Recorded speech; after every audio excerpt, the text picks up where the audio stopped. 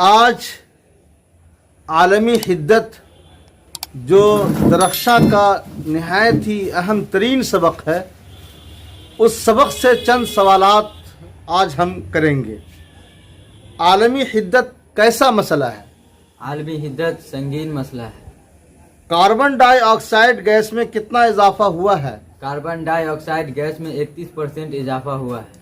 ज़मीन का दर्जे हरारत पिछले 100 वर्षों में कितना बढ़ गया है? जमीन का दर्जा हरारत पिछले 100 वर्षों में 0.75 डिग्री सेंसियस बढ़ गया है।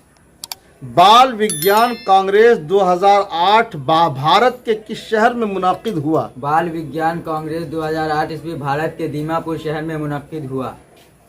क्योटो में ग्लोबल वार्मिंग के कॉन्फ्रेंस कब मुनक्किद हुआ?